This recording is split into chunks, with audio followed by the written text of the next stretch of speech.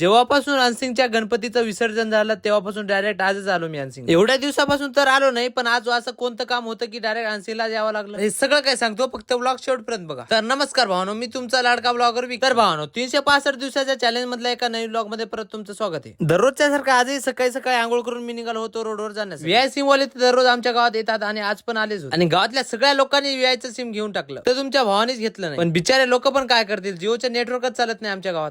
लवकर शेअर करून हा व्हिडिओ अंबानी पर्यंत पोहोचवा, जेणेकरून जिओचा स्टार आमच्या गावात लवकर येईल. रोडवर थोडा वेळ फिरून घरी आलो होतो, तेवढं आपल्या घरच्यांनी सांगितले की तुला आज अनसिंगला जायला. त्याच्यामुळे हातपाय धुवून आणि कपडे चेंज करून डायरेक्ट निघालो मग मी अनिकेत दादांना घेऊन. आज आपल्यासोबत तेच येणार होते अनसिंगला. आणि मग अनिकेत दादा आणि मी निघालो अनसिंगला जाण्यासाठी. आता आम्हाला अनसिंग मध्ये कशासाठी जायचं ते तर तुम्ही पुढेच पाहून घ्या. आणि मग 920च्या स्पीडनं आम्ही पोहोचलो डायरेक्ट अनसिंगला. अनसिंग मध्ये येऊन तर सर्वात अगोदर आतमध्ये गेलो आणि भाऊ अनसिंग मधून आम्हाला साखरेचा कट्टा न्यायचा होता 50 किलो. त्याच्यामुळे सगळीकडे सगळ्यात अगोदर तर भाव विचारून घेतला. आणि मग सगळीकडे फिरल्यानंतर आम्हाला ही किराणा दुकान भेटलं. आम्हाला सगळ्यापेक्षा इथेच स्वस्त भेटलं. आणि मग ते घेऊन डायरेक्ट आलो पेट्रोल पंप, कारण खूप दिवस झाले होते गाडीमध्ये पेट्रोल टाकलेच नव्हतं. कारण खूप दिवस झाले आम्ही कुठेच गेलो नाही. गाडीमध्ये पेट्रोल भरून डायरेक्ट निघालो घरी जाण्यासाठी. आणि मग 320च्या स्पीडनं आम्ही पोहोचलो घरी. घरी थोडा वेळ बसल्यानंतर सचिन दादाजवळ गेलोच होतो. तर तिथे जाऊन पाहतो तर काय सचिन दादा चार्जिंग करत करत पबजी खेळत होते. आणि मग तिथून घरी येऊन मस्तपैकी कपडे चेंज केले आणि मग थोडा वेळ टीव्ही पाहिली. आणि मग तेवढ्यातच चालू झाला पाऊस. आणि तुम्हाला तर माहितीये गावात जर एक थेंब पण पाऊस पडला तर लाईन थांबतच. आणि तसंच आमच्या गावात पण होते.